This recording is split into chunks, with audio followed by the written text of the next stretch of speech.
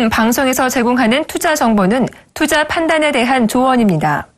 방송에서 제공하는 주식의 가치, 가격 상승 및 가격 하락에 대해서는 방송사에서 보장하지 않습니다.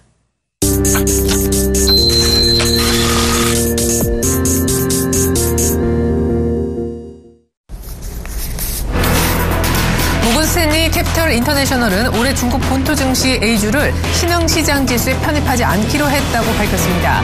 MSCI는 이날 연례지수 검토 결과를 발표하면서 향후 A주의 편입 여부를 재검토하겠다고 설명했습니다. MSCI 측은 다만 몇 가지 시장 접근성 이슈가 해결된다면 내년 정기 변경 이전에라도 편입할 수 있다고 밝혀 사실상 조건부 편입을 결정지었습니다. 미국의 지난 4월 신규 구인 건수가 사상 최대치를 기록했습니다. 미국 노동부가 이날 발표한 4월 고용 이직 동향 보고서에 따르면 지난 4월 신규 구인은 537만 6천 건으로 집계됐습니다. 이는 시장 예상치인 504만 4천 건을 웃돈 결과로 통계를 내기 시작한 2000년 12월 이후 최대치입니다. 블룸버그는 지난달 올 들어 가장 활발한 신규 고용을 기록한 이후에도 견조한 고용이 이어질 것임을 시사한 것이라고 분석했습니다. 미국의 도매 재고도 예상보다 빠르게 증가했습니다. 미 상무부는 미국의 지난 4월 도매 재고가 전월 대비 0.4% 증가했다고 밝혔습니다. 이는 시장 예상치를 0.2%포인트 웃돈 것이었습니다. 도매 재고는 GDP 산정에 반영되는 핵심 요소 가운데 하나로 기업들이 판매가 늘어날 것에 대비해 상품을 확보하는 추세를 보여주는 지표입니다. 한편 도매 판매 역시 1.6% 증가해 지난해 3월 이후 가장 빠르게 늘어났습니다. 그리스가 국제채권단의 구제금융 프로그램 시한을 내년 3월까지 연장하는 방안을 거부하는 대신 새로운 개혁안을 EU 집행위 측에 제출한 것으로 전해지고 있습니다. 월스트리트저널 등에 따르면 그리스는 새 개혁안에서 올해와 내년 기초재정 흑자 목표를 GDP의 0.75%, 1.75%로 각각 제시했습니다. 그러나 그리스의 새 제안이 지난주 협상 당시보다 후퇴한 것으로 보인다며 유럽 관계자들은 부정적인 반응을 나타내고 있습니다.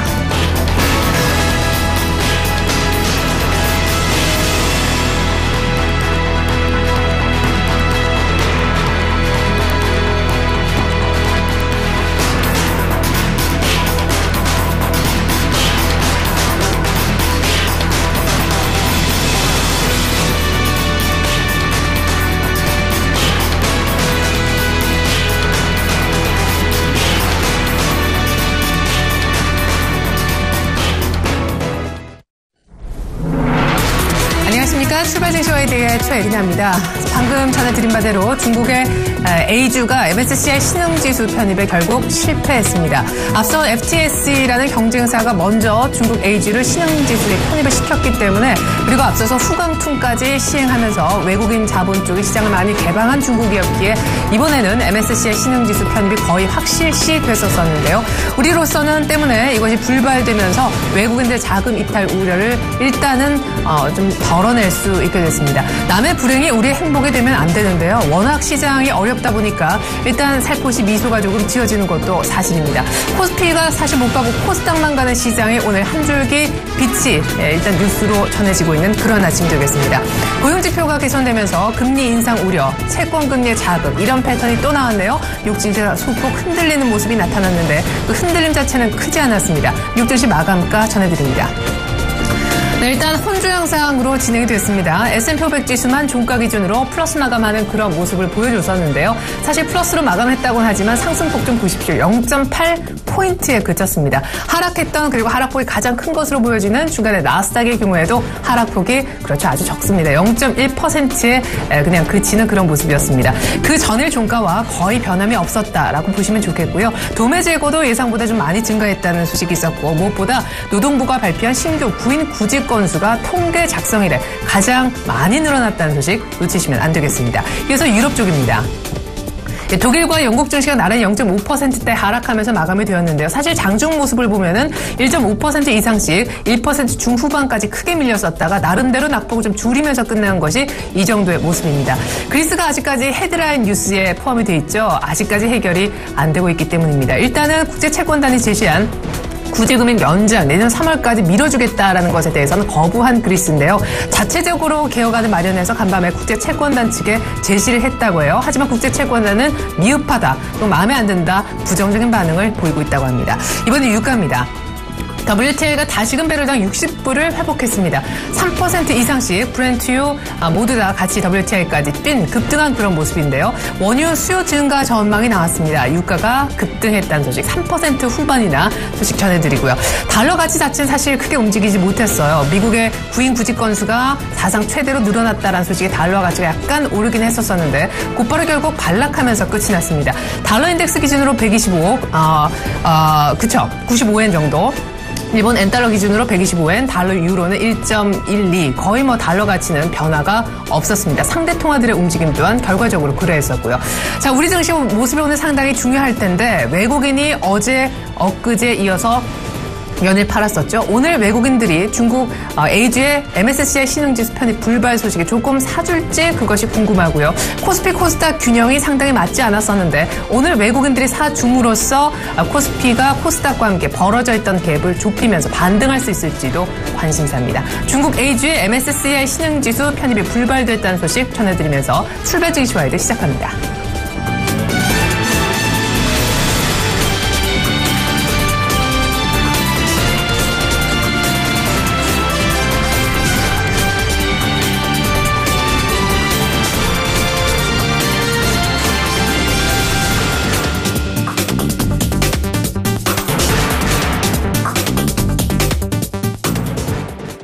글로벌 경제 이슈 짚어봅니다. 오늘은 명지대학교 경제학과 빈기범 교수님과 함께합니다. 교수님 안녕하세요. 안녕하세요. 네, 중국 A주의 MSCI 신흥지수 편입이 불발됐습니다. 사실 이번에 확실시 되면서 전문가들이 외국인 자금 이탈할까 우려를 많이 했었었고 얼마나 빠져나가느냐를 두고 의견이 분분했었는데 편입 불발된 이유, 배경은 어디에 있나요?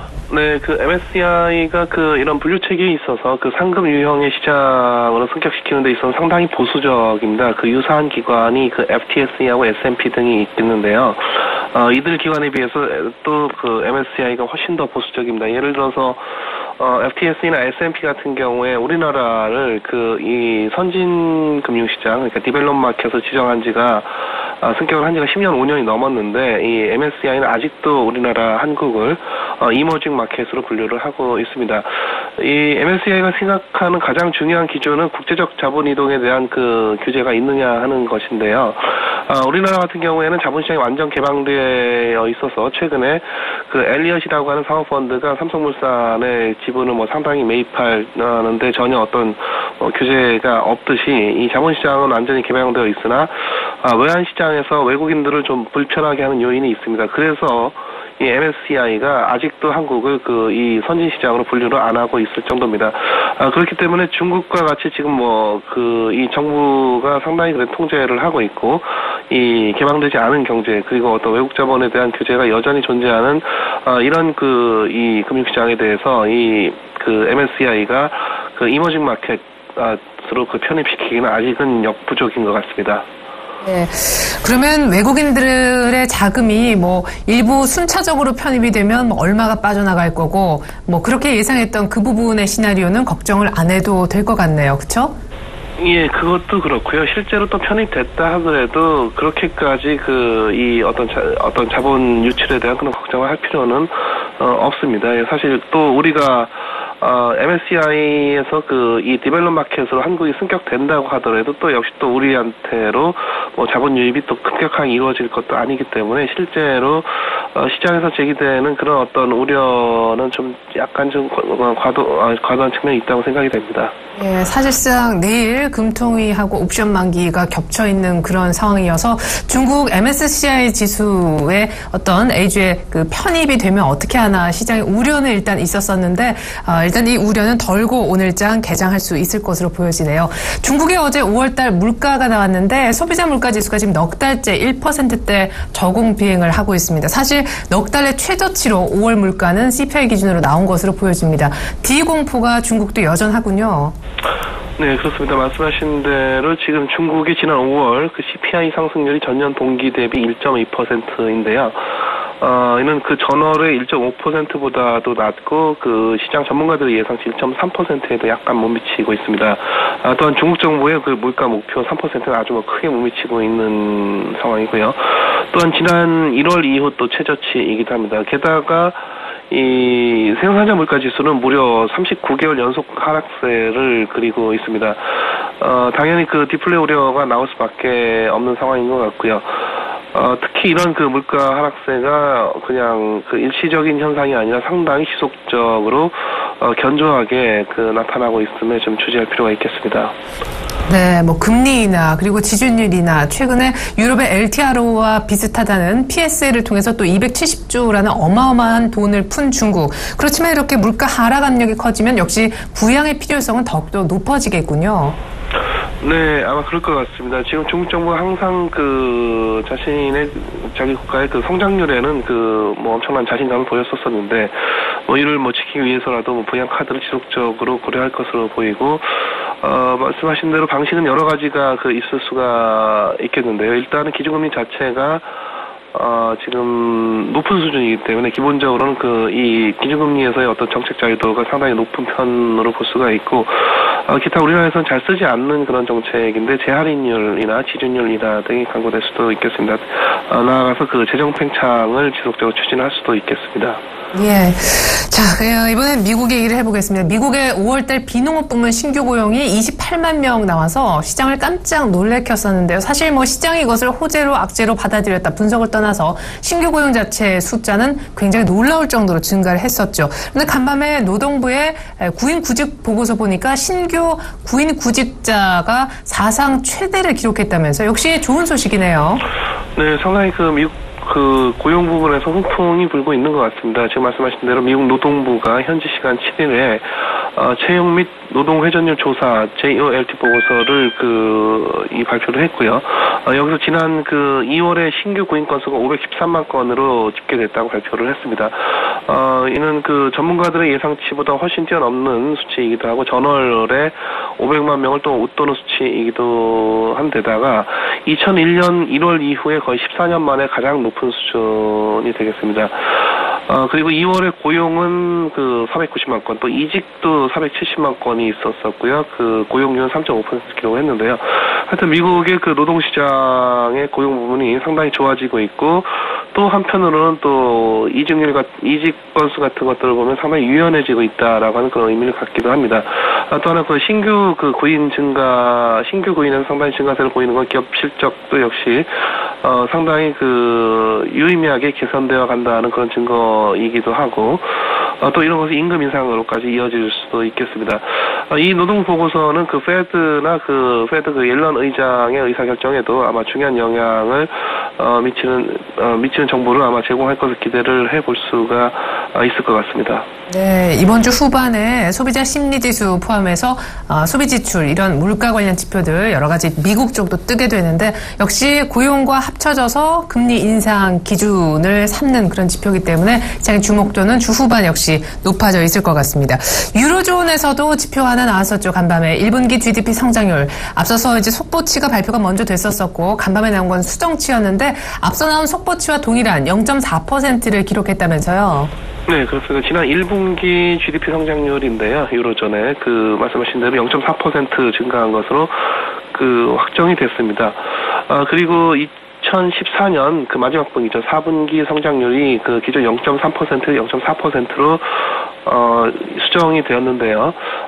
전 분기에는 0.2%, 0.1%였었고요. 그래서 그 전에 비하면은 지난해 말부터 유럽도 그다지 나쁘지 않은 성적을 거두고 있는 편이긴 한데, 하지만은 지난 1, 2월부터 이 발표를 했던 양적 완화를 고려한다라고 하면 좀 다소 실망스러운 그런 성적일 수도 있겠습니다. 하지만 이런 양적 완화의 어떤 본격적인 효과는 아마 3분기, 4분기 GDP를 살펴봐야 알 수 있을 것 같기도 하고요. 하여튼 지난 1분기에 독일은 성장률이 좀 다소 둔화되었고, 프랑스나 이태리나 스페인 등의 주요 국가들 성장률이 생각보다 상당히 높아졌습니다. 예. 작년 4분기의 확정치가 유로존이 성장률이 0.4%였었는데 1분기도 확정치가 어떻게 나올지 궁금하네요. 잠깐 속보 좀 전해드리고 교수님과 얘기 이어가겠습니다. 5월달 취업자 수가 작년보다 37만 9천 명, 거의 한 38만 명 가까이 늘어났다고 합니다. 지금 5개월 만에 취업자 수 증가폭이 거의 최대를 나타냈다고 하는데요. 실업률은 3.8%, 1년 전 같은 기간보다는 0.2%포인트 실업률도 약간은 높아졌다는 소식 들어와 있습니다. 속보 전해드렸고요. 그리스 얘기 좀 해보죠. 아직까지 교수님하고도 그리스 얘기를 하고 있는데 일단 국제 채권단이 내년 3월까지 그러면 이달 말로 구제금융 프로그램이 종료되니까 시한을 좀 연장해줄게라고 얘기했는데 거기에 대해서 그리스는 거부했다고 합니다.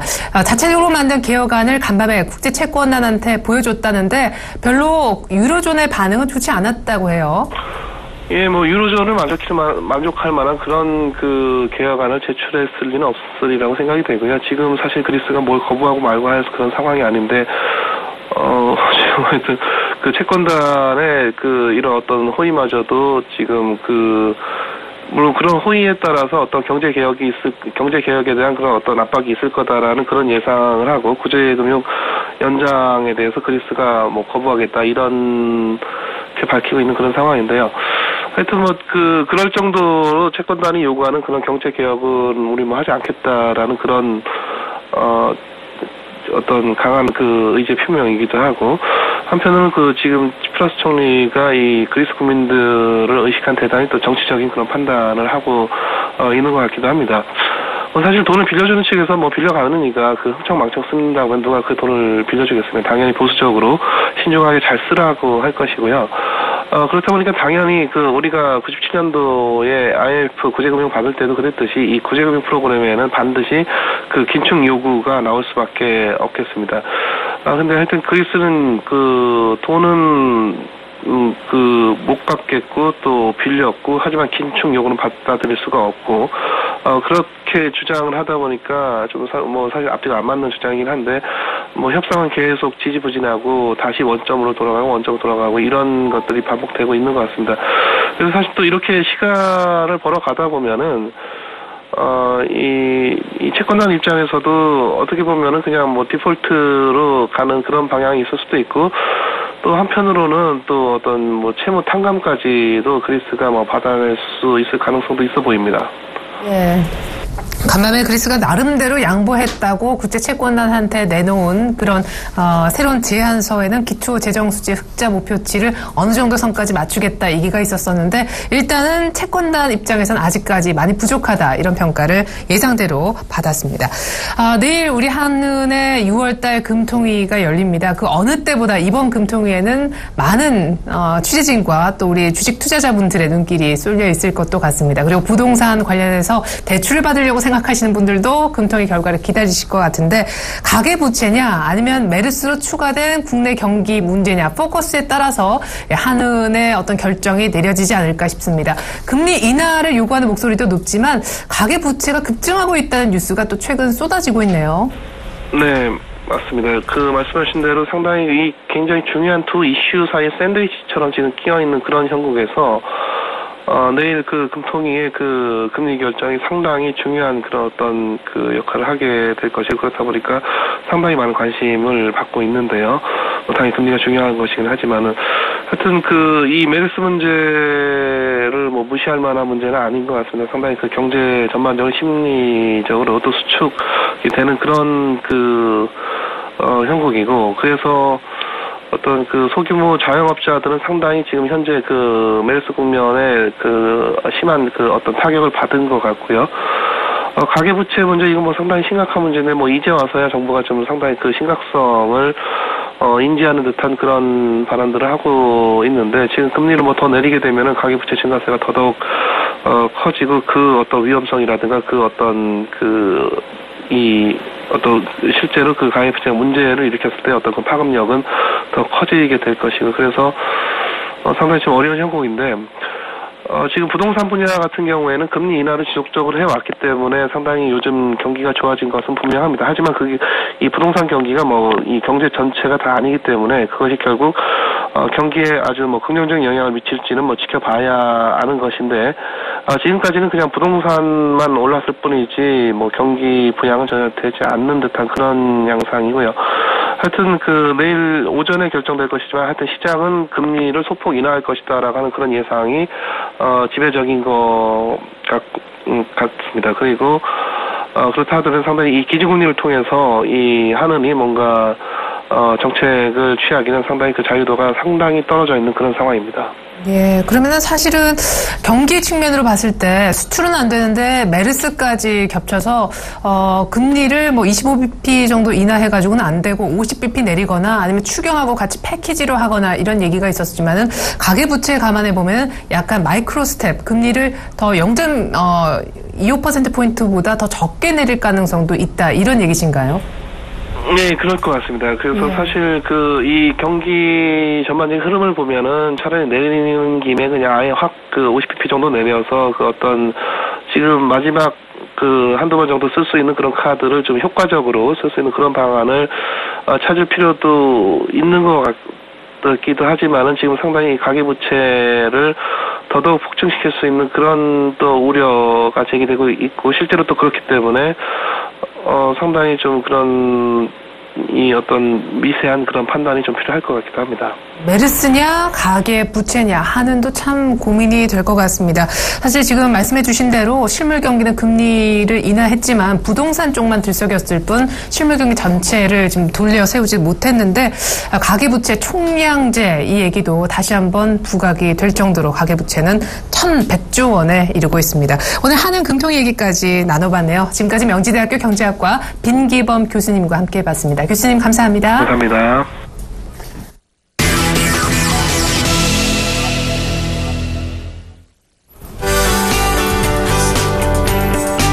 안녕하십니까. 가치투자 전문가 김태환입니다. 매주 수요일 8시 10분 여러분들과 함께 새로운 코너로서 소개를 드립니다. 일단 가치투자 전문가인 김태환 멘토가 수요일 여러분들에게 전해드릴 수 있는 부분들은 여러분들이 투자함에 있어서 다소 도움이 될 수 있는 그런 부분들로 구성을 해야 할 텐데요. 오늘은 첫 시간이다 보니까 여러분들에게 다소 종목 소개 이런 부분들은 좀 제외하고 여러분들이 과연 가치 투자를 어떻게 진행해서 편안한 매매 수익을 거둬들일 수 있을 것인가 이런 부분들에 대해서 여러분들과 첫 시간을 함께 하고자 합니다. 그래서 오늘 첫 번째 목차부터 여러분들에게 한번 설명을 드리면서 여러분들과 함께 시간을 가져볼까 합니다. 일단 콘텐츠 인덱스인데요. 오늘 여러분들이 이제 김태환 멘토의 수요 리포트 첫 시간입니다. 일단 첫 번째는 우리가 주가 상승의 요인에 대해서 한번 알아볼 테고요. 그리고 이제 IR 여러분들이 좀 쉽게 생각해서 기업 설명회다라고 말씀을 이해를 하시면 될 것 같아요. 보통의 상장회사의 주식 담당자, IR 담당자가 기관 투자자를 대상으로 기업 설명회를 한다라고 좀 이해를 하시면 될 것 같고, 그 다음에 이제 투기. 같이 투자하다 보니까 아무래도 투기보다는 투자를 지향한다는 측면에서 여러분들에게 소개를 해드릴까 합니다. 그리고 가치 투자는 역시 편안하게 매매 수익을 거둬들일 수 있는 그런 부분에 대해서도 설명을 드릴 것이고, 그리고 성공적인 주식 투자. 우리가 주식 투자하면 실질적으로 수익을 보기보다는 손실을 보시는 그런 투자자분들이 너무 많이 있기 때문에 우리가 어느 정도의 원칙을 지켜서 가고자 한다면 충분히 수익을 거둬들일 수 있을 것이다 라는 부분에 대해서 설명을 드리겠습니다. 자, 첫 번째 이제 주가 상승 요인이 되겠습니다. 주가 상승 요인 같은 경우는 이제 주가의 방향성, 우리가 이제 하향보다는 상방향으로 올라갈 수 있는 그런 부분들에 대해서 여러분들이 많이 관심을 가지고 계시죠. 일단 첫 번째는 실적입니다. 기업의 실적 자체가 상당히 좋아야 될 것이고, 또 실적이 좋다 하더라도 시장에서 소외되어져 있는 그런 종목들이 많이 있습니다. 그렇기 때문에 우리가 수급 자체도 상당히 좀 중요하겠죠. 기관 투자자라든지 외국인 투자자들의 전반적인 매수세가 좀 강화된다면 주가가 아무래도 상방향 쪽으로 좀 더 추가적인 그 상승을 보일 수 있는 그런 부분이 되겠는데요. 그보다 또 한 가지 더 우리가 짚고 넘어가야 될 부분이 바로 시황입니다. 시황, 그죠? 아무리 좋은 기업의 실적과 수익성과 성장성을 가지고 있다 하더라도 시장 자체가 불가피하게 돌발적인 외생 변수에 의해서 급락을 하게 된다면 좋은 종목들도 일시적인 하락을 보일 수밖에 없기 때문에 주가의 방향성은 바로 실적, 수급, 시황, 그리고 세 가지 요소. 이 세 가지 요소 자체가 주식의 기본적인 방향성을 결정한다라고 여러분들께서 이해를 좀 해주시면 될 것 같아요. 그리고 이제 부가적인 요소는 기업의 실적 자체, 그리고 수급, 시황 자체도 어느 정도 긍정적인 시장의 흐름을 보인다고 하더라도 이런 부가적인 요소가 있는데요. 대체적으로 이제 자사주를 매입한다든지 또는 최대 주주가 지분을 취득해서 시장에 긍정적인 시그널을 던진다는 이런 측면들 자체가 상당히 주가에 긍정 요소를 미칠 수 있겠죠. 거기다가 배당. 최근 들어서 이제 배당 금리 자체가 워낙 낮기 때문에 배당 투자에 대해서 관심을 많이 가지고 계신데 이와 같은 고배당을 하는 기업들도 여러분들이 관심을 가져주셔야 될 것 같고 그리고 이제 마지막으로 이제 IR입니다. IR. 제가 이제 상장 회사에서 IR 담당자로 오랫동안 근무를 해왔기 때문에 이 IR을 적극적으로 하는 기업들에 대해서 제가 뒤에서 다시 한번 설명을 드리도록 하겠습니다. 자, 이제 IR입니다. 흔히 뭐 투자자의 관계 정화, 그죠? 인베스터 릴레이션이라고 하는데 여러분께 쉽게 생각해서 최근에 여러분들에게 정식 탑5를 통해서도 6월 1일 날 아이센스와 같은 종목을 소개해드리기도 했습니다. 아이센스 같은 경우는 이제 해외 IR부터 또 국내 IR을 통해서 적극적으로 IR하는 그런 기업이 되겠죠. 따라서 투자자의 관계 강화, 이건 뭐 이제 이론적인 그런 얘기가 될 것 같고요. 자본시장에서 이제 주식시장을 통해서 투자자 대상으로 한정을 하고 있는데, 물론 PR 같은 부분, 뭐 기업 활동 부분에 있어서 모든 부분을 이제 홍보하는 그런 부분과는 좀 다소 넓게는 이제 같이 볼 수도 있겠지만 다소 조금 차이점이 있다 이렇게 보시면 될 것 같고, 그리고 이 IR 자체는 제가 이제 상장사 IR 담당자를 하면서 기관 투자자, 흔히 펀드 매니저나 애널리스트를 통해서 우리 회사를 IR을 할 때 기관 투자를 통해서 제가 꿈을 파는 것이다라고 생각을 하고 IR을 했습니다. 그래서 수요 리포트 시간을 통해서는 이제 다음부터 여러분들에게 좋은 기업들을 여러분들에게 적극적으로 IR을 해서 여러분들이 좀 편안하게 매매할 수 있는 그런 부분들을 설명해 드릴 것입니다. 그래서 결국 우리가 꿈이라는 것은 뭡니까? 주식 자체가 바로 돈입니다. 돈이기 때문에 우리가 주식 투자하시는 우리 애청자 여러분들께서 이 꿈을 실현할 수 있는 그런 부분으로 여러분들에게 향후 적극적으로 설명을 해드릴까 합니다. 그래서 공격적인 IR 하는 기업을 매수해라, 이런 부분에 대해서 설명을 드렸습니다. 다음입니다. 자, 그럼 제가 가치 투자 하는데 투자와 투기 상당히 좀 차이점이 있습니다. 투자를 지향할 수밖에 없는 것이 바로 가치 투자가 되겠는데요. 자, 투자는 흔히 우리가 지속 가능한 경영이 기업에 투자를 해라. 그렇다면 투자 자체는 아무래도 리스크 자체는 좀 적고 수익 자체는 좀 높게 올라갈 수 있는 건 기업에 투자하라, 이런 얘기가 되겠죠. 그래서 기업의 이익이 단기에 얻어지지는 않습니다. 기업이 꾸준하게 주력 사업에 영위하고, 그리고 이제 최대주주뿐만 아니라 대표이사의 모럴 해저드 같은 부분도 없애야 되겠죠. 그리고 지속적인 성장성을 보여줘야 되는데, 이와 같은 그 투자를 하게 된다면 기업이 성장하는 한, 그죠?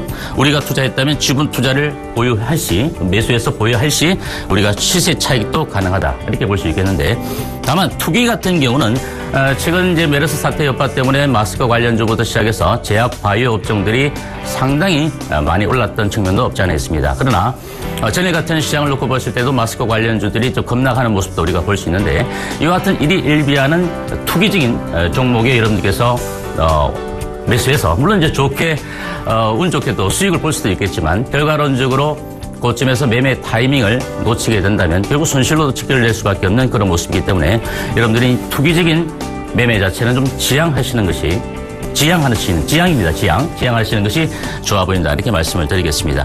투기 같은 그 기업에 우리가 투자를 하게 된다면 기업의 안정성적인 그 부분이 배제될 수밖에 없을 것이고, 여기다가 단기적인 시세 차익 때문에 리스크도 크지만, 물론 수익도 큽니다. 하지만 리스크 자체가 상당히 커질 수밖에 없다, 이런 측면을 여러분께서 이해를 좀 해주시면 될 것 같아요. 그리고 이제 기업의 가치가 배제되어 있고, 재료나 또는 수급, 이와 같은 심리에 의한 투자에 의해서 여러분들이 쫓아다니다 보면 결과론적으로는 손실을 볼 수밖에 없다, 이런 부분들을 여러분께서 꼭 유념을 해 주셔야 될 것 같아요. 자, 그리고 이제 뭐 추가적인 레버리지 효과를 통해서 수익을 극대화한다, 이런 부분들을 여러분께서 좀 참조를 해 주시면 될 것 같고요. 자, 그러면 가치 투자를 통해서 편안한 매매 수익을 거둬들일 것인가? 어떻게 하면 좀 거둬들일 수 있겠어요? 실적 및 우량주 중심의 철저한 가치 투자를 저는 지향할 것입니다. 여러분들과 함께. 또한 기본적인 분석, 즉 가치적인 우량주, 실적주를 통해서 정확한 기술적 분석을 통해서 융합 전략을 통해서 수익을 극대화시켜 드릴 것입니다. 즉 우리가 이 정확한 기술적 분석, 보통 차트를 통해서 우리가 기술 분석을 많이 하는데요. 차트 자체는 상당히 좀 맹점이 있다라고 저는 말씀을 드릴 수 있습니다. 왜냐하면 차트 자체만 놓고 봤을 때 상당히 미인주라고 볼 수 있는 종목들도 매수를 하면 급작스럽게 돌발 악재나 또는 기업 실적 자체가 부진하면서 주가가 급락하는 그런 모습들도 우리가 볼 수가 있습니다. 따라서 이와 같은 기본적인 분석, 실적 자체가 뒷받침이 되고 난 이후에 추세가 살아있는 종목들 위주로 우리가 가치 투자를 한다면 그나마 성공 확률 자체를 우리가 조금 더 높여갈 수 있을 것이다. 이렇게 말씀을 드릴 수 있겠는데, 또한 이제 우리가 흔히 일반 투자자분들이 기관 투자자들에 대해서 상당히 좀 밑지는 것이 아무래도 좀 정보력이 되겠죠. 정보력 자체가 될 텐데, 정권계의 정보력, 제가 이제 IR 담당자를 하면서 좀 많은 기관 투자자, 펀드 매니저, 애널리스트의 인맥이 있습니다. 물론 이제 지금도 어느 정도 시간을 가지고 지속적으로 만나지는 못하지만 계속적으로 관심을 가지고 좀 간간히 연락을 하고 있는데, 아무래도 일반 투자자분들이 정보력 자체가 기관 투자자에 비해서는 늦을 수밖에 없다. 이렇게 말씀을 드리고, 여기다 이제 IR 요소들을 접목해서 중요한 것은 주식은 타이밍입니다. 그죠? 매매할 수 있는 그 타이밍을 적기에 우리가 포착을 해서 수익을 걷어갈 수 있는 그런 부분이 중요하다. 이렇게 말씀을 드릴 수 있겠죠. 따라서 실적과 수급, 심리 이 세 가지 요소의 건강한 선침의 공략을 통해서 여러분들에게 소개해드릴 겁니다. 물론 이제 제가 최근 정치 탑5를 통해서 소개해드렸던, 물론 6월 1일이 되겠는데요. 노르페인트 같은 경우가 이제 20% 이상의 수익률을 여러분들에게 안겨다 드렸습니다. 최근 신고가를 어제 형성하는 그런 모습을 볼 수 있는데, 아무리 고가권에 있는 종목이라 할지라도 그 기업의 성장성이 있는 종목이라면 적절한 시점에 우리가 타이밍을 잡아서 매수에 가담한다면 여러분께서 다소 흔들림이 큰, 변동성이 큰 그런 종목들에 대비해서 안정적인 수익을 거둬갈 수 있다. 이렇게 보시면 될 것 같고, 그래서 다음 시간에 여러분들에게 가치 투자에 근접한 그런 종목도 여러분과 소개를 해가면서 같이 갈 수 있도록 하겠습니다. 자, 이제 마지막 목차 순서가 되겠죠. 성공적인 주식 투자의 매매 원칙. 우리가 뭐니 해도 원칙, 아무리 강조해도 원칙을 지나치지 않죠. 원칙 자체를 지키지 못한다면 결국 내동 매매를 할 수밖에 없을 것이고, 또 이와 따라서 어떤 기업이 어떤 사업을 영위하는지도 모르고 일부 전문가들이 추천을 한다고 해서 무작정 매수를 하고, 또 주가가 빠져버리면 그에 따라서 팔지도 못하고 또 추가적인 물타기를 해야 될지, 이런 부분도 상당히 난감한 그런 부분들이 우리 일반 투자자들의 매매 형태입니다. 그죠? 따라서 원칙을 우리가 지키기 위해서는 매수하는 시점, 즉 분할 매수를 하든 그냥 매수를 하든 간에, 분할 매수 시점이든 매수를 하든 간에 시점에서 우리가 수익의 목표가를 꼭 설정해 주셔야 됩니다. 예를 들어서 10,000원이 주가가 10,000원에 우리가 매수를 한다면 그 매수하는 시점에서 11,000원이든 12,000원이든 10%든 20% 간에 우리가 목표가를 꼭 설정하고 들어가야 된다. 그죠? 그리고 이익 실현 구간에서 이익 실현 가격의 설정 이후에 안정적인 수익 확보가 가능할 것입니다. 예를 들어서 우리가 목표가를 12,000원을 설정했는데 12,000원까지 주가가 올라왔어요. 올라왔지만 여기서 추가적인 이제 상승에 따른 그 기대치 때문에 12,000원에서 다시 한번 좀 주가가 출렁거리면서 11,500원까지 흘러내렸을 때 우리가 좀 매도를 하지 않죠. 또 왜? 12,000원 정도가 적정의 본인의 수익 구간이다라고 생각하기 때문에 대부분 투자자분들이 팔지는 못하는 그런 부분이 있는데, 일단 12,000원 정도의 목표가를 20% 정도를 설정해 놓았다면 12,000원 정도 이하가 깨어진다면 일단 이익 실현을 할 수 있는 그런 어떤 목표가 설정 이후에 이익 실현가까지 꼭 설정을 하고 가셔야 된다는 것이죠. 또 리스크를 최소화하는 부분, 상당히 이익도 중요하지만 여러분들이 가진 소중한 자산의 리스크를 지키는 것이 더 중요하지 않겠습니까? 따라서 리스크를 최소화하는 절성가의 시점도 매수하는 시점에서 잡아놔야 된다는 것이죠. 그래서 이익 실현가가 20%까지 설정해 놓았다 하더라도 매수 시점에서 9,000원 정도가 깨어진다면, 예를 들어서 10%가 하락한다면 매도를 할 것이다라는 그런 관점을 가지고 종목에 접근을 해 주셔야 되겠습니다. 물론 여러분들이 그런 부분들의 설정 자체가 어렵기 때문에 이제 가치투자 전문가 김태환과 함께 여러분들에게 또 종목을 소개해드리면서 그와 같은 손절가까지도 여러분들에게 좀 설정을 해드릴 것입니다. 자, 마지막으로 이제 자산 규모에 맞게 적절한 포트폴리오를 구성을 해 주셔야 될 것입니다. 자산 규모가 이제 1억 미만의 단위를 갖고 계신 분도 계실 것이고, 또 3억 이상의 자산을 가지고 계신 분들도 계실 겁니다. 하지만 그런 분들 자체가 한 종목에 몰빵할 수 있는 부분, 글쎄요, 좀 어렵겠죠. 그래서 자산 규모 크다면 아무래도 좀 포트폴리오를 적절하게 구성해서 중기적인 종목, 뭐 중대형 우량주라든지 또는 이제 스윙을 할 수 있는 그런 중소형 가치주 종목들, 이렇게 좀 분할해서 여러분들께서 2종목 내지 3종목 정도 같이 가시는 것이 좋을 것이다. 이렇게 말씀을 드리겠습니다.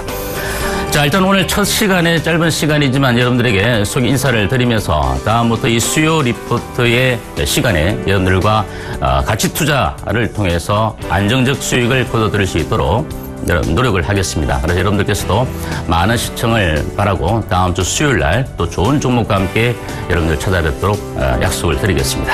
오늘 첫 시간 들어주셔서 감사드립니다.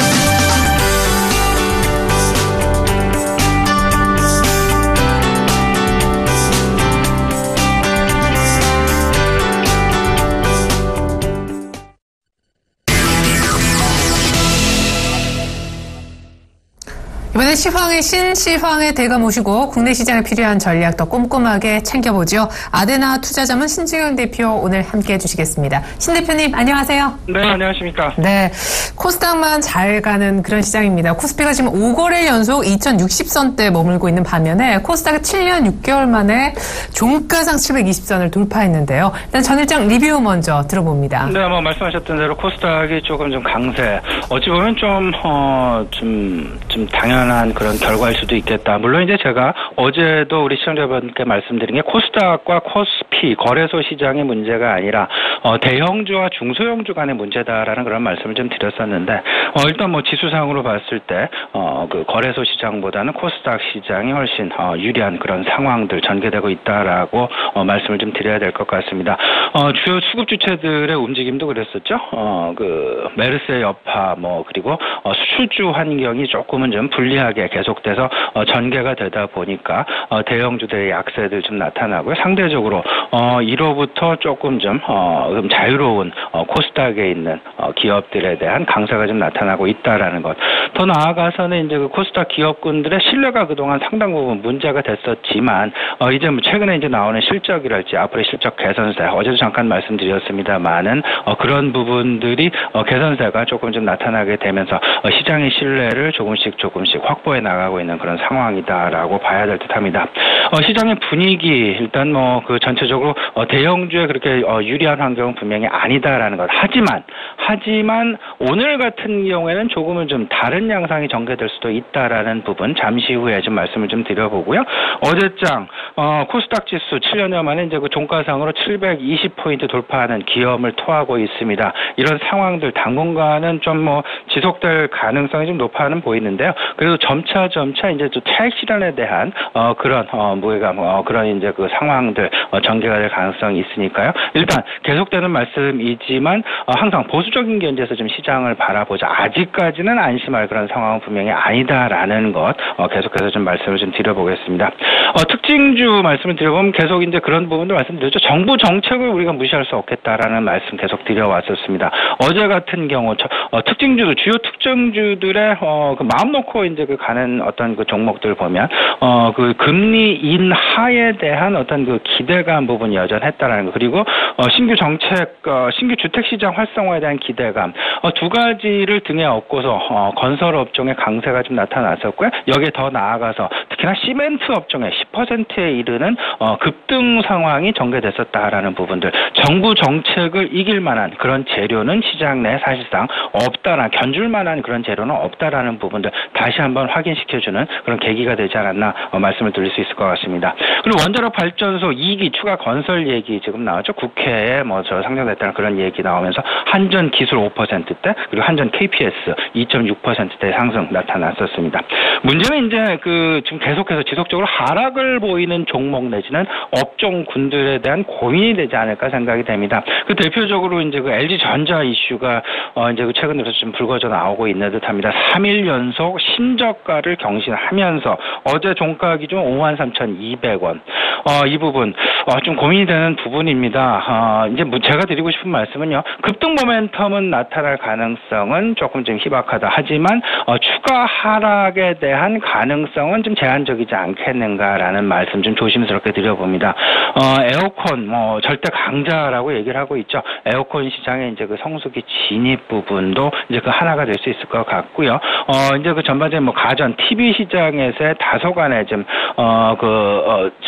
기대에 못 미치는 그런 실적들 내지는 부분들 나오게 되면서 LG전자에 대한 실망감도 나오는데 LG전자 지금 현재가 어찌 보면 이제 그 바닥에 수렴하고 있다는 그런 차원에서 지금까지 보유하고 계셨던 분이다라면 지금 현재 파는 그런 상황은 분명히 아닐 것 같고요.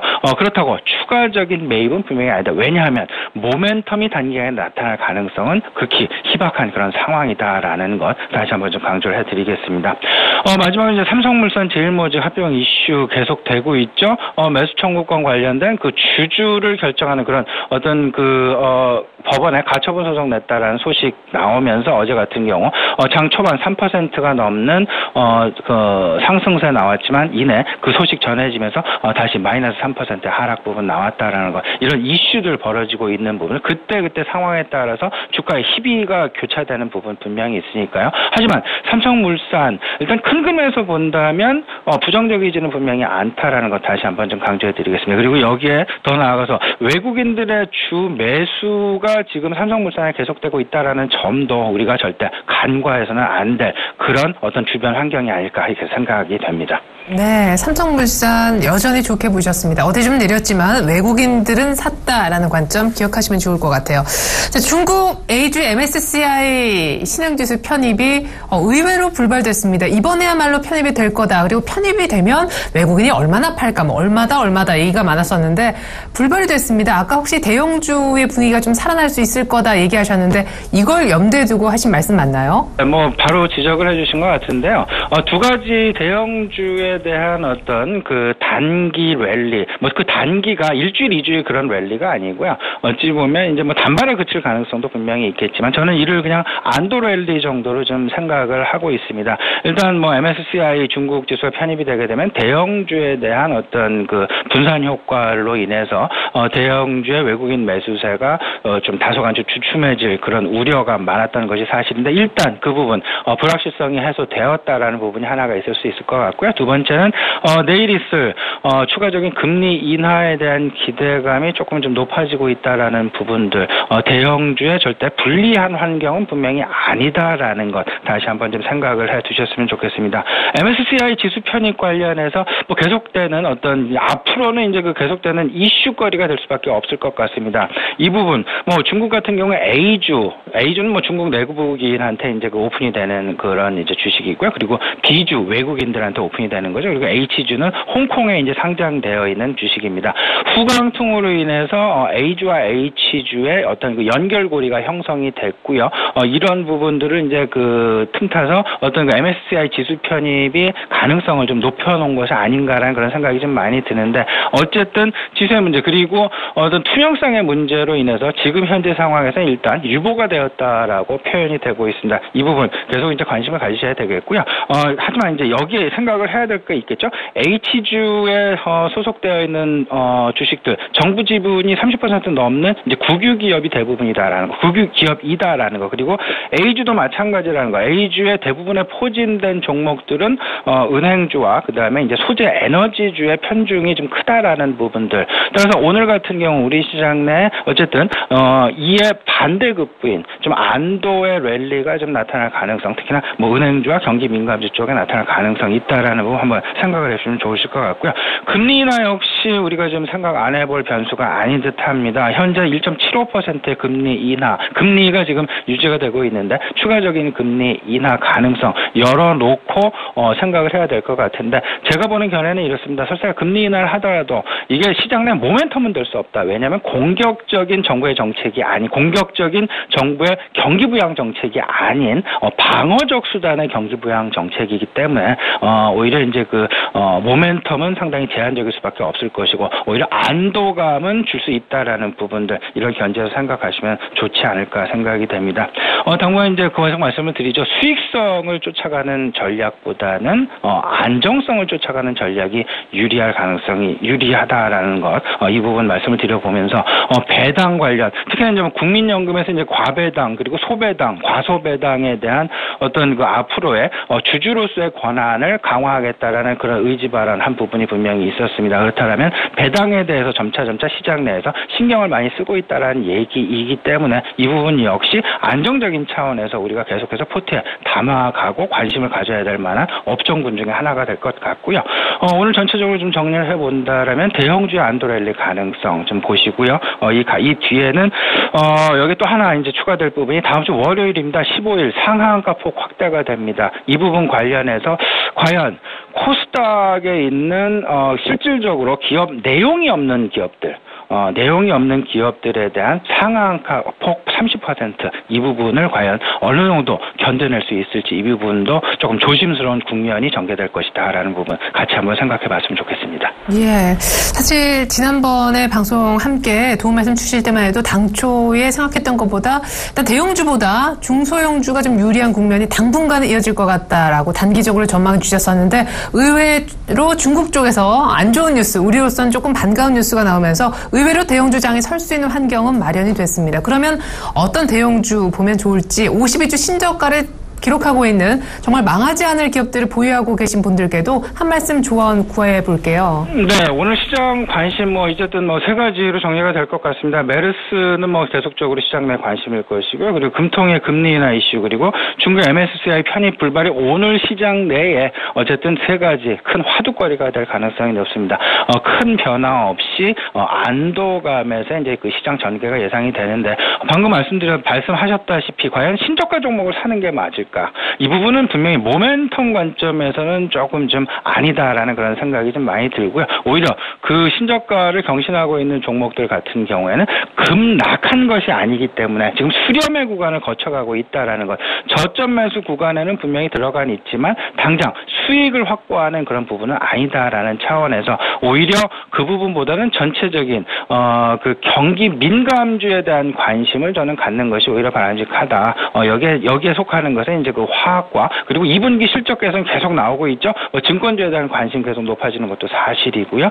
금융주 그리고 경기 민감 소재주에 대한 관심이 여전히 유효하다라는 여기에 조선과 건설 같이 갖고 가는 그런 전략 그리고 전체적인 이제 그 균형 감각은 유지해야 되겠다라는 그런 말씀 아울러서 드리겠습니다. 네, 한 가지만 더 여쭤볼게요. 의외로 중국의 MSCI 편입이 불발되면서 우리한테는 호재가 될 수 있는 환경인데 만약에 금통위에서 금리 인하돼도 시장에 큰 모멘텀은 안 되고 안도 정도만 줄 거다라고 하셨지만 가계부채가 급증하고 있지 않습니까? 한 달 사이 10조 지금 전체적으로는 1,100조인데 가계부채 문제 때문에 금리를 만약에 묶을 경우, 동결할 경우 시장에는 큰 악재가 될까요? 아니요, 그렇지 않습니다. 그렇게 영향이 크지 않다라는 생각이. 저는 오히려 이제 그 단기적인 위험 관리 차원에서는 가계부채의 증가 부분을 조금 좀 불안하게 생각하시는 분들도 많겠지만 저는 오히려 긍정적인 차원으로 생각을 하고 있습니다.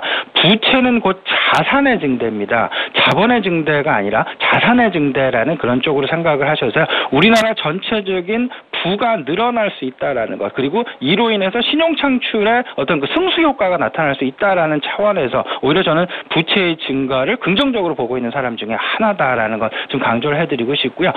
지금 금통위에서 지금 이러지도 못하고 저러지도 못하는 어떤 부정적인 측면, 긍정적인 측면 다들 이제 그 앞뒤를 이제 제셔서 결정을 하시겠습니다만 과연 어느 쪽이 지금 먼저인가? 당장 금리를 이제 그 인하를 하게 돼서 부채가 더 늘어나게 돼서 이 리스크가 더 크게 늘어나는 것에 대한 부담을 가질 것이냐 아니면 지금 현재 앞으로 다가올 9월, 10월 달에 다가올 미국의 금리 인상에 대비해서 버퍼를 마련하고 가겠냐 이 부분에 대해서 어느 쪽이 먼저인지를 현명한 금통위 위원님들이 잘 그 결정을 하시리라 저는 기대를 하고 있습니다. 네, 금통이 금리 인하가 되든 그렇지 않든 간에 시장에 큰 영향력까지는 제공이 모멘텀이 금통위 쪽에서 안 나올 것 같다 이렇게 보시는 것 같습니다. 전체적으로는 경기 민감 대형주 좋게 보셨어요. 화학, 조선, 건설 언급해 주셨고요.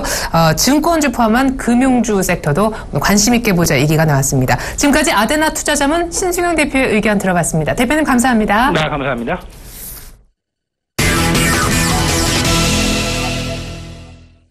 이두코의 상한가 팩토리 시즌2 들어가 보죠. 오늘도 여의도에 계시는 샘플러스 이두코 멘토 연결하겠습니다. 멘토님 안녕하세요. 반갑습니다. 네, 수차례 도전 끝에 코스닥이 일단 종가상 7년 6개월 만이래요. 720을 일단 뚫었습니다. 뭐 여러 차례 찍고 일단은 720 나무가 넘어지긴 했는데 코스피는 언제 갈까요? 일단 만약에 이제 조금 앞서 얘기해 주셨던 우리 대표님 얘기로 봤을 때는 중국 MSCI 신흥지수 편이 또 불발됐고 여기에서 큰 모멘텀은 아니라도 금통에서 금리까지 내려주면은 대형주가 조금 가볍게 갈 수 있는 환경도 마련되지 않을까요?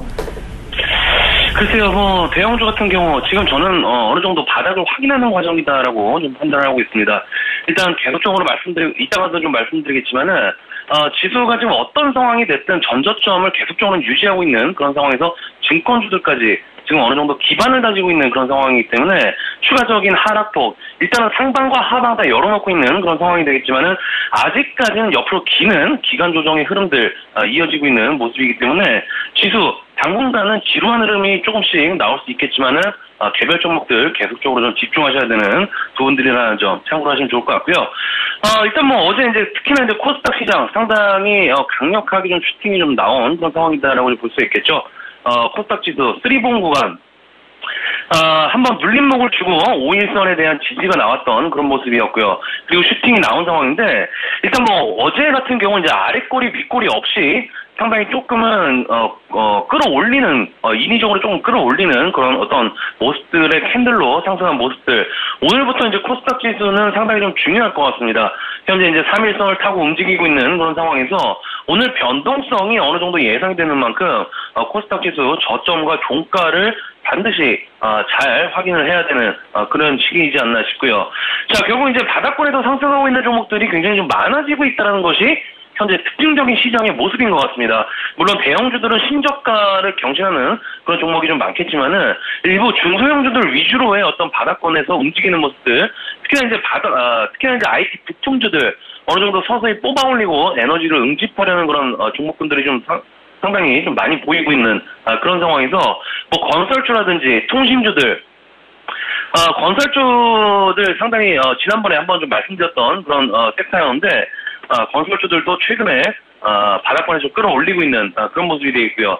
자, 통신주들 같은 경우에도 상당히 에너지를 응집하고 있는 그런 모습에서 좀 알 수 있듯이 코스피 종목이 코스피나 코스닥 종목들 특히나 그동안에 이제 소외됐던 종목군들에 대한 관심이 상당히 좀 필요한 그런 시기면은 어떤 분명한 사실인 것 같습니다.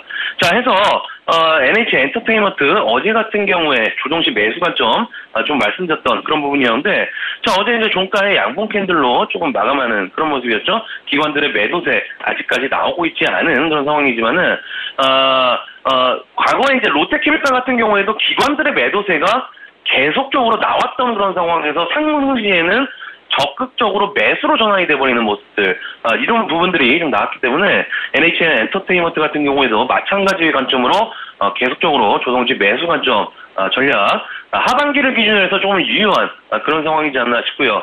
자, 중요한 것은 이제 계속적으로 순환매가 좀 나올 것 같습니다.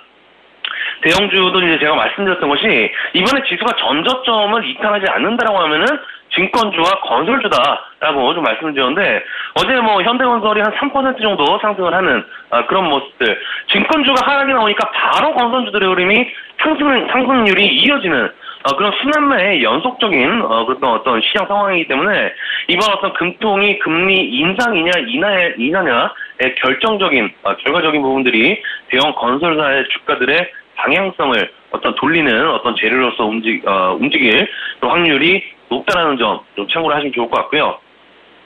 자, 코스닥 시장에서도 이제 메르스 관련된 이슈로 단기적으로 게임주들 상승을 했지만은 NHN 엔터테인먼트 같은 경우 계속적인 재료 노출로 인해서 저점을 높일 수 있다는 점도 참고를 좀 하시면 좋을 것 같습니다. 자, 최근에 이제 대형주들, 계속적으로 이제 실적 강화하는 종목들도 많고, 방향성을 갈팡질팡하는 종목들도 좀 많은 것 같습니다. 자, 그 중에 어제 통신주들 상당히 좀 강력한 상승이 좀 나와주었죠? SK텔레콤이나 LG U+ 같은 경우, 최근에 이제 5G, 그러니까 이제 현재 우리가 사용하고 있는 4G에서, 4G의 시대에서 5G로 변화되는 어떤 그런 모멘텀으로 작용할 수 있는 그런 상황이기 때문에 이번 통신주들 최근에 이제 통신주들 흐름들이 상승 후에 다시 한번 재차 계단식 하락이 SK텔레콤 같은 경우에도 나왔던 그런 상황이지만은 어떤 재료적인 부분들에 있어서 나오락제는 거의 다 나왔다라고 개인적으로 좀 판단을 하고 있기 때문에 바닥권에서 다시 한번 뽑아올린 장대양봉의 어제 같은 경우 모습들 상당히 통신주들의 흐름 하반기에는 어느 정도 달라질 수 있는 그런 부분들이 아닌가 싶습니다. 자, 중요한 것은 배당 관련된 부분들도 이슈가 좀 있죠. 통신 3사 상당히 지금 양호한 바닥권에서 움직이고 있는 그런 상황이기 때문에 추가적인 하락보다는 어느 정도 하방 경직성이 확보된 상황에서 주가의 방향성 달라질 수 있다는 점. 자, 해서 LG U+도 좋고 SK텔레콤도 좋고 뭐 참고로 이제 LG U+ 같은 경우에는 그나마 통신 3사줄 중에서는 가장 바닥권에서 실적이 턴어라운드하는 우수한 그런 어떤 실적 상황이기 때문에 하반기를 노려서 포트 구성하시는 분들 참고하시고 대응하는 것이 현명한 그런 방법이지 않나 싶고요. 자, 결국에는 현재 전저점이 유지되고 있는 상황, 코스닥 지수도 큰 급등이 나오지 않은 그런 상황에서 계속적으로 종목들에 대해서 집중도를 좀 높여야 될 것 같습니다. 지금 당장의 수익보다는 하반기를 노리는 종목들, 특히나 이제 바닥주들 계속적으로 좀 매집해야 되는 시기임에는 분명한 어떤 그런 사실이기 때문에 파라다이스 같은 경우에도 어느 정도 바닥권에서 계속적으로 이제 말씀드렸던 부분이긴 하지만은 시일이 지나면 지날수록 바닥권에서 멀어지는 그런 학습효과 계속적으로 롯데케미칼 같은 경우에도 있었던 그런 부분이기 때문에 바닥주들 지금 순환매 차원에서 어느 정도 관심도를 높여야 되는 그런 부분이 있다는 점 참고를 좀 하시는 게 좋을 것 같습니다. 자, 이제 간밤에 이제 글로벌 증시가 좀 하락하는 그런 모습들이 좀 나와주었습니다. 우리 증시 또한 지금 5일선에 대한 저항 말씀드렸던 부분들 계속적으로 지금 받고 있는 그런 모습이긴 하지만은 자, 중요한 것은 기간 조정으로 이 지수 끌어내리는 모습들이 나와줘야 된다라고 좀 말씀드렸던 부분들이기 때문에 현재 구간 정확하게 5일선을 끌어내리는 작업 중이다라는 점. 다만 이제 계속 이제 말씀드렸던 것이 삼성전자와 현대차 없는 지수 큰 급등은 나올 수 없다는 것이 저의 생각입니다. 아직까지 바닥권을 기고 있는 전차 군단의 하락형 패턴의 모습, 이런 패턴의 모습 속에서 급반등 후에 다시 한번 이제 삼성전자 같은 경우에는 126만 원대 전저점을 이제 확인을 하는 그런 구간이기 때문에 삼성전자 현재 구간에서 바로 급반등이 좀 나와줘야 상당히 좋은 그런 구간이라는 점 좀 참고를 하시면 좋을 것 같고요. 자, 지수 같은 경우에도 어제 같은 경우 그제 이제 지수가 이제 하락이 좀 나아졌죠. 하지만은 아래 꼬리가 어느 정도 나온 모습. 하지만은 어제 같은 경우 그제의 전저점 1포인트 차이로 저점을 이탈하지 않으면서 2057포인트로 좀 마감했던 그런 어떤 인위적인 그런 모습이었기 때문에 인위적으로 끝내면서 양봉템들로 마감했던 그런 모습이기 때문에 오늘 같은 경우에 5일선을 안착하는지 다시 한번 아랫거리로 만들어내는지에 대한 부분들 상당히 좀 중요한 그런 부분이다라는 점 좀 참고를 하시면 좋을 것 같고요. 자, 이제 결국에는 이제 이 전차 군단의 상승 없이는 앞에서 이제 말씀드렸듯이 상방과 하방 모두 일단 열어놓고 대응하신 것이 현명한 그런 방법이다라고 판단하고 있기 때문에 삼성전자와 현대차가 상승한다라고 했을 때 2120포인트 부근까지는 열어둬야 된다라고 좀 말씀드리면서 삼성전자와 현대차 그리고 증권주들까지 연동시켜서 확인을 좀 해야 되는 그런 구간이기 때문에 현재 구간 증권주들의 하락이 나오면서 눌림목을 어제 준 만큼 5일선 지지 패턴이 좀 나오는지 그런다라고 봤을 때는 일단 오늘까지는 지지 확인 구간이다라고 좀 생각을 하시고 증권주들 또다시 눌림목 구간에서 5일선 지지 패턴 반드시 확인하셔야 되는 부분이다라는 점 참고로 하셔야 될 것 같습니다. 자, 해서 우리 지수도 마찬가지의 관점으로 어제 이제 종가가 5일선을 안착시키지 못한 점이 상당히 조금은 아쉬운 부분이긴 합니다만은 전저점을 계속 유지하고 있는 그런 상황이기 때문에 오늘도 전저점 부근에서의 주가 방향성 체크하시면서 포트 점검하시는 하루 돼야 된다. 라고 좀 말씀을 드리면서 정리를 해드리도록 하겠습니다. 오늘 스타카 팩토리 여기까지입니다. 고맙습니다.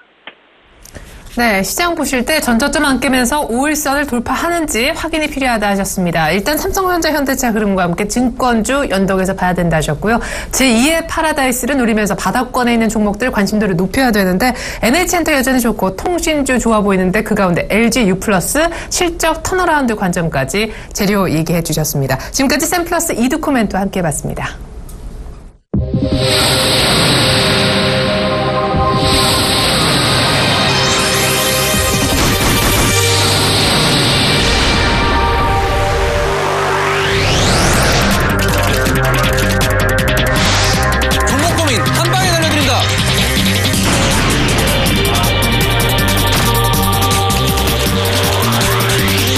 시청자들의 수익률을 지켜드리겠습니다.